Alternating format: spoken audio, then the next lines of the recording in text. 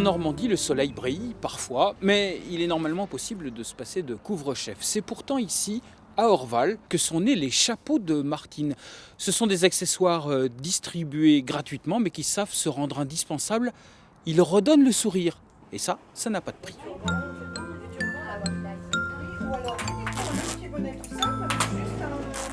L'atelier est installé dans l'ancien presbytère du village. Chaque jeudi, les couturières se remettent à la tâche, même si bien souvent elles travaillent aussi à la maison. Moi, faut que je couche tous les jours. Hein. Tous les jours, je couche. Tu fais une marche avant et après marche arrière et tu repars. Les petites mains sont généreuses, l'ouvrage toujours plein de cœur. Quand on choisit nos tissus, c'est un petit peu quand même en fonction des femmes, quoi. Hein. Ces chapeaux sont bien plus qu'un accessoire de mode. Ils sont cousus main pour affronter le cancer et son effet le plus visible, la perte des cheveux. On a tous un voisin, une voisine, un cousin, enfin bon, de la famille qui est atteint d'une maladie, comme hélas le cancer. Et nous, ça nous fait du bien aussi. Ça nous aide à surmonter des épreuves, de venir ici et de fabriquer pour les malades. Tout a commencé par une réaction d'orgueil. En 2013, Martine apprend qu'elle va devoir subir une chimiothérapie. J'avais toujours dit que je ne me cacherais pas sous une perruque. Je voulais, pour affronter mon cancer, j'avais besoin de montrer que j'avais plus de cheveux, j'avais un cancer, il était là, mais je me cache. La perruque pour moi, c'était me cacher. Ces filles ont une formation de modiste. Elles entreprennent alors de lui apporter un peu de chaleur. Ce chapeau de feutre fut le tout premier.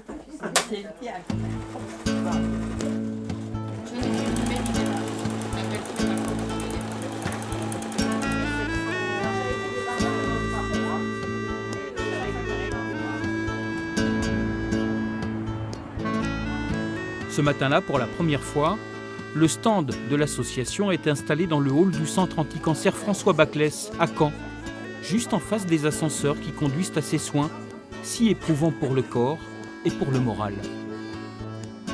C'est ma maman, donc du coup, j'ai bien vu le changement. Ça a été un crève-cœur pour elle de perdre ses cheveux, ça a été le plus dur sur la maladie, en fait, sur tout le parcours, parce qu'elle a eu l'amputation. Et l'amputation s'est très bien passée, elle a très bien accepté, mais la perte des cheveux a été le plus dur à accepter. Pouvoir reprendre soin d'elle, tout ça, ça l'a aidé aussi à surmonter la maladie, tout ça.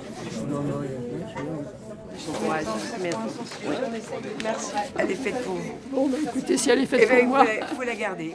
Voilà, vous partez avec. Mais non, c'est offert, madame.